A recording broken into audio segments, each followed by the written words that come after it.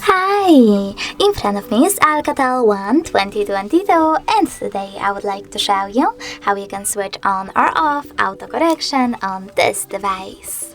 You need to start by opening Settings and scrolling all the way down. Now select System, tap on Languages and Input, then Virtual Keyboard and Keyboard.